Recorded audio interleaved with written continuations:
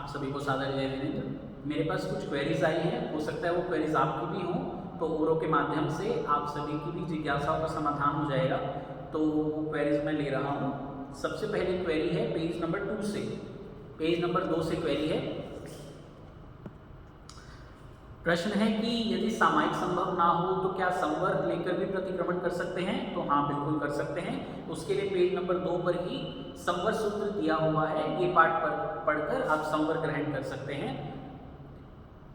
दूसरी क्वेरी है, इसी पेज पर लिखा है कि प्रथम विहरमान श्री सिमंदर स्वामी जी को वंदना करके, जब हमने प्रतिक्रमण की विधि की तो उसमें बोला है शासनपति प्रभु महावीर स्वामी को, यहाँ लिखा है सिमंदर स्वामी को। तो देखिए, सिमंदर स्वामी को भी वंदना करना कोई गलत नहीं है। विहरमान तीर्थंकर भगवंत हैं, महाविद्य क्षेत्र में विचरण कर रहे हैं, उनको भी वंदना करें तो वो गलत नहीं है। लेकिन फिर भी जो वंदन व्यवहार होता है वो शासनपति के अनुरूप चलता है, इसलिए प्रभु महावीर को वंदना करना उचित है। चलिए, नेक्स्ट क्वेरी है पेज नंबर 3 से। यहाँ शब्द है तिकुतो के पाठ में पज्जु व सामी, तो इसका अर्थ पूछा है। इसका अर्थ क्या है? यहाँ लिखा है मैं आपकी उपासना करता हूँ। इसका अर्थ है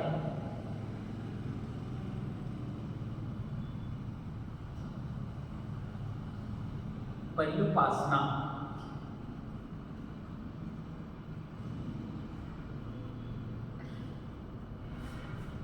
पर्युपासना का अर्थ है परि प्लस उपासना, ये ऐसे बना है, इसका संदेश चेक करेंगे तो। और उपासना का अर्थ होता है पास बैठना।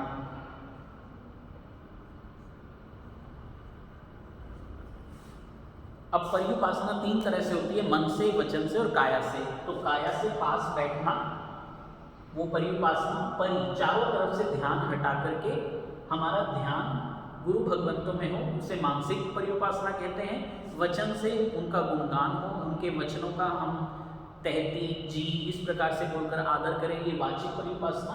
और कायिक पर्युपासना उनके नजदीक विनय भाव से बैठना, ये कायिक पर्युपासना।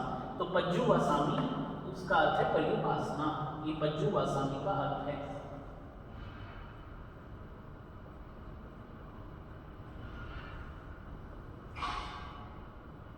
नेक्स्ट क्वेरी पर चलते हैं। ठीक है, नेक्स्ट क्वेरी है कि तिकुतो के पाठ में जो आवर्तन देना है, जो हाथ घुमाना है, जो प्रदक्षिणा करनी है, तो वो इस प्रकार से करें अथवा इस प्रकार से करें।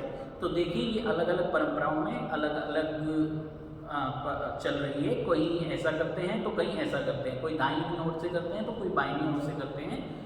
तो नॉर्थ इंडिया में गुरु सुदर्शन संघ में ये दाहिनी ओर से इस प्रकार से है, यानी क्लॉकवाइज। जैसे मंदिर के अंदर आरती उतारी जाती है तो क्लॉकवाइज, जैसे घड़ी की सुइयां घूमती हैं, उसी प्रकार से हमारे यहाँ की जाती है। तो हाथों को इस प्रकार से घुमाना है। गुरु सुदर्शन संघ में यही मान्य है। बाकी हमारा आग्रह नहीं है, जिसकी जैसी परंपरा हो वैसा कर सकते हैं जी। नेक्स्ट क्वेरी है पेज नंबर 9 से, लोगस के पाठ से। ये बात हमने वैसे उच्चारण में डिस्कस की थी, तो चलिए कोई बात नहीं, दोबारा से इसकी क्वेरी है। पेज नंबर 10 निकाल लीजिए, ये 2 शब्द हैं।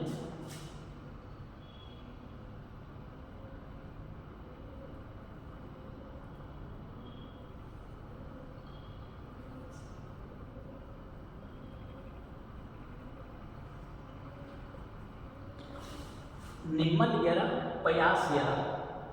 अब एक तो बार बार लोगों में कंफ्यूजन हो रही है कि हम तो इसे निम्लयरा ऐसे पढ़ते हैं और इसे पया सयरा ऐसे पढ़ते हैं, लेकिन ये ऐसे नहीं, इसको ऐसे ही बोले निम्मल यरा, पयास यरा। देखिए, ये शब्द क्या है, उसकी तरफ जाइए। ये शब्द है निर्मल तर, इसकी संस्कृत छाया है निर्मल तरा। चंद्र से भी अधिक जो निर्मल है, अब इसको कैसे बोलेंगे? निर्मल तरा। तो इसी प्रकार से प्राकृत में बोलेंगे निम्मल यरा, और इसकी संस्कृत छाया है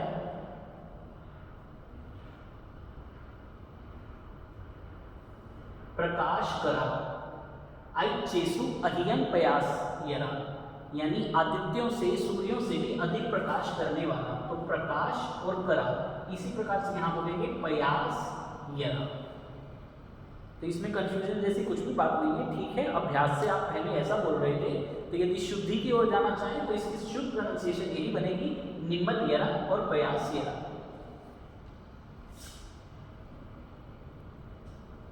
इसके बाद आ जाइए पेज नंबर 17 पर।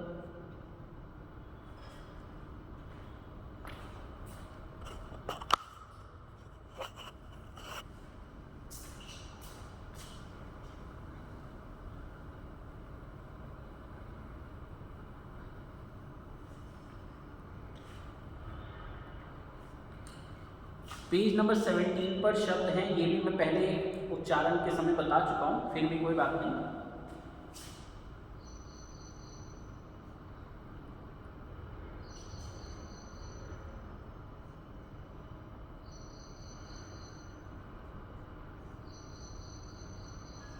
क्वेरी है कि इन तीनों का क्या अर्थ है। तो देखिए, स्वाध्याय के 5 भेद हैं।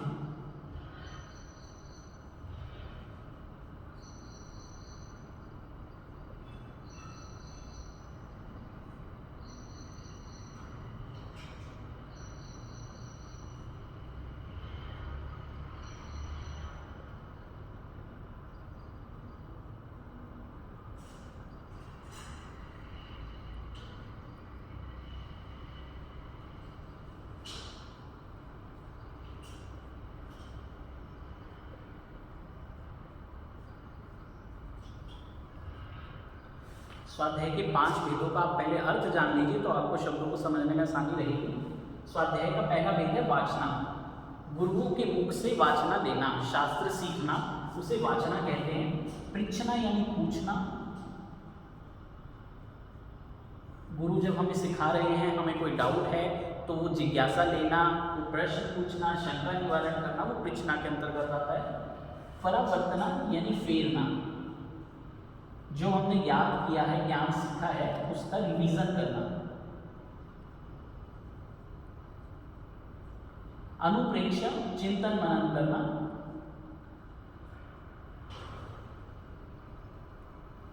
धर्म कथा धर्म का उपदेश देना।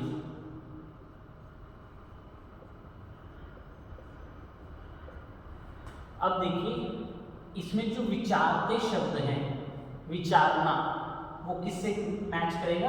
चिंतन मनन से, यानी कि अनुप्रेक्षा। तो विचारते शब्द ये 4 नंबर से रिलेटेड हो गया। गुणना, गुणना का अर्थ होता है फेरना, ये परावर्तना से हो गया, तो ये नंबर 3।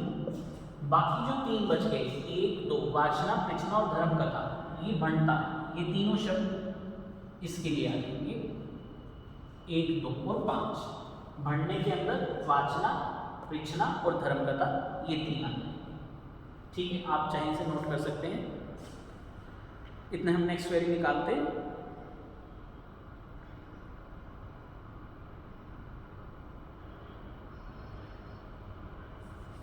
Page number 21। इसके बाद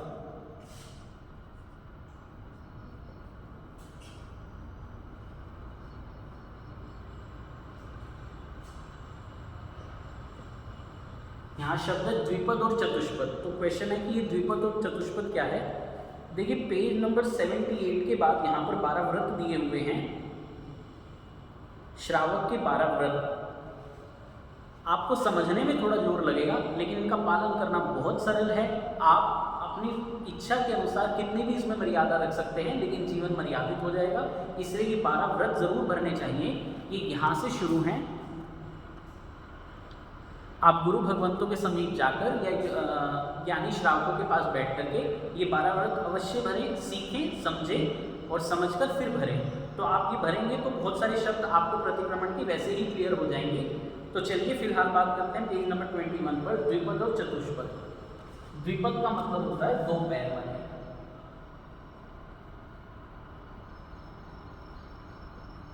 और चतुष्पद 4 पैर वाले।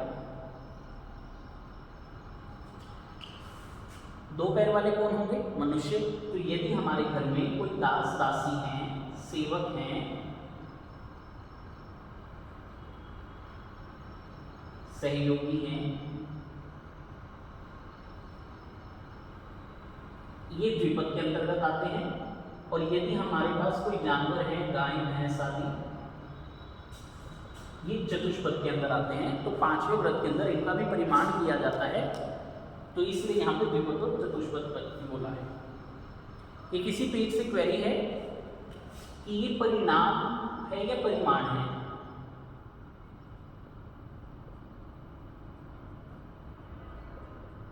तो देखिए परिणाम यहाँ गलत है, परिमाण। परिमाण का अर्थ होता है मर्यादा, यहाँ पर यह अर्थक्रियक है। परिणाम का अर्थ तो रिजल्ट ऐसा होता है, तो ये शब्द नहीं है यहाँ। परिणाम, परिमाण, ये शब्द शुद्ध है यहाँ पर, इस पर गौर करें।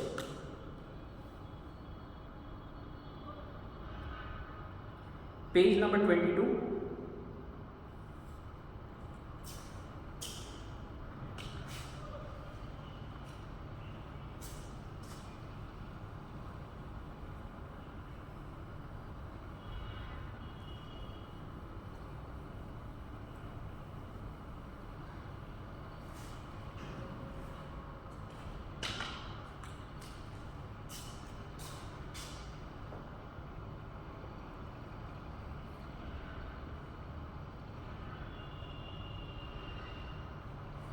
ये क्वेरी भी मैं पहले ले चुका हूँ, बट फिर भी रिपीट करते हैं। ये पेज नंबर 22 पर है और एक शब्द ले लीजिए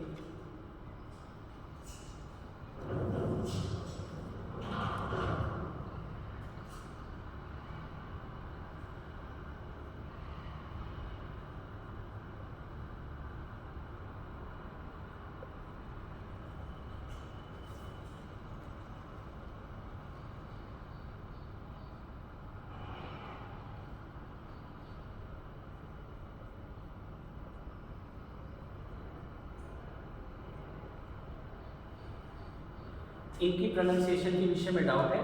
तो देखिए यहाँ पर आधा म फिर पूरा म है, तो ये शब्द है कम्मे, इंगाल कम्मे। पेज नंबर 38, ये शब्द है पमाणाइक कमे। इसे कम्मे नहीं बोलना, पमाणाइक में, पमाणाइक कमे। ऐसे ही कालाइक कमे, ये शब्द अतिक्रमण है।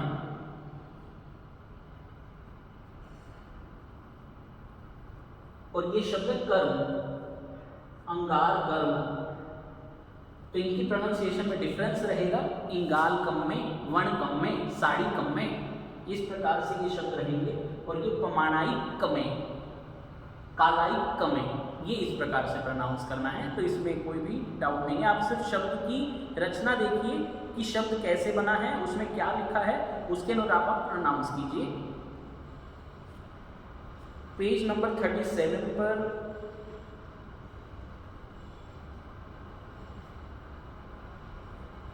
पेज नंबर 37 से रिलेटेड जो क्वेरी है वो नीचे फुट नोट में दिया हुआ है, आप उसे पढ़ेंगे तो आपको क्लियर हो जाएगा। स्त्रियों को सभत्तार संतोषी अवशेषण में विहीन बोलना चाहिए। जो ऊपर अंडरलाइन है उसकी जगह स्त्रियों को ऐसे बोलना है। और जिन्होंने इस व्रत में मर्यादा की बजाय पूर्ण रूप से त्याग किया हो, तो उनके लिए ऐसा लिखा है कि उन्हें सवपकारक विहुणन ऐसा बोलना चाहिए।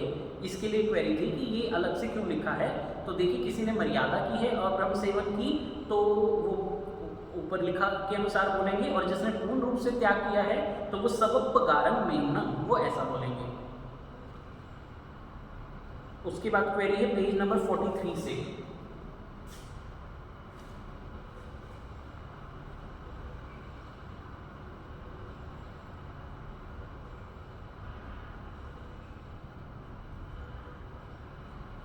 क्वेरी है कि इसको कैसे बोले। तो देखिए ये शब्द है अधिकरण। जैसे आप हिंदी में संस्कृत में शब्द को बोलते हैं, उसी अनुरूप प्राकृत में उसका टुकड़ा करना है।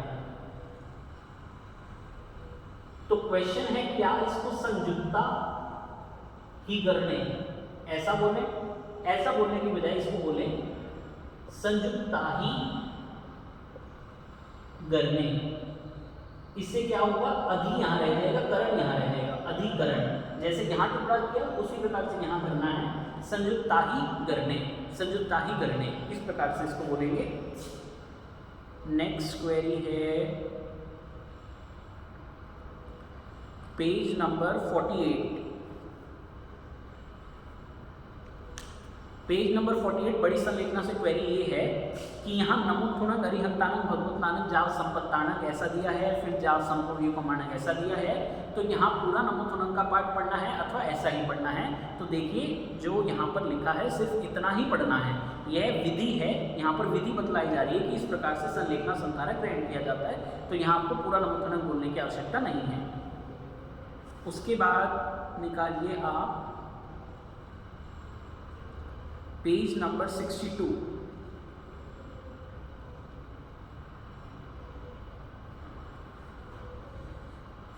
पेज नंबर 62 पे ये भी हम पहले कर चुके हैं।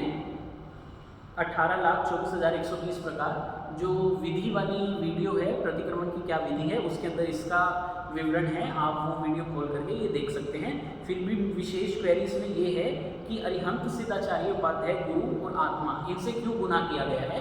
तो इनकी साक्षी से तस्मिच्छामि दुक्कडम बोला जाता है, बोला गया है, इसलिए इन 6 से गुना किया गया है। लास्ट क्वेरी है पेज नंबर 67 से। पेज नंबर 67 निकालिए। लास्ट सेकंड पैराग्राफ, गए काल का प्रतिक्रमण वर्तमान काल की समाई। तो यहाँ नोट में भी लिखा हुआ है कि यदि आप संवर में हैं तो बोलेंगे वर्तमान काल का संवर, यदि आप पोषक में तो बोलेंगे वर्तमान काल का पोषक। एक और इससे रिलेटेड क्वेरी है, बड़ी अच्छी क्वेरी है। यहाँ पूछा कि आगामी काल का पचक्खान, इनमें जो कोई दोष लगा हो तो तस्मिच्छामि दुक्कडम। तो प्रश्न ये आया है कि आगामी काल का पचक्खान यानी भविष्य का पचक्खान, भविष्य तो भी आया ही नहीं, पचक्खान की भी पालना हुई ही नहीं, तो उसके दोष के विषय में हम तस्मिच्छामि दुक्कडम क्यों कह रहे हैं। तो देखिए ये पचक्खान की आराधना के विषय में तस्मिच्छामि दुक्कडम नहीं कहा। यहाँ पर तस्मिच्छामि दुक्कडम कहने का तात्पर्य ये है कि मैंने भविष्य के लिए जो पचक्खान लिया है, यदि वो पचक्खान श्रद्धापूर्वक निष्ठापूर्वक न लिया हो तो उसके लिए मैं तस्मिच्छामि दुक्कडम बोलता हूँ। ये पचक्खान की पालना के लिए नहीं है, प्रत्याख्यान के ग्रहण करने में यदि कोई अविनय अश्रद्धा हुई हो तो उसके लिए ये तस्मिच्छामि दुक्कडम है। अभी हमारे पास यही क्वेरीज थी, लगभग सभी क्वेरीज क्लियर हो गई हैं। उसके बाद भी यदि आपकी कोई क्वेरीज हैं तो आप कमेंट सेक्शन के अंदर मेंशन कर सकते हैं और वहाँ से आपकी क्वेरीज फिर ली जाएंगी। धन्यवाद।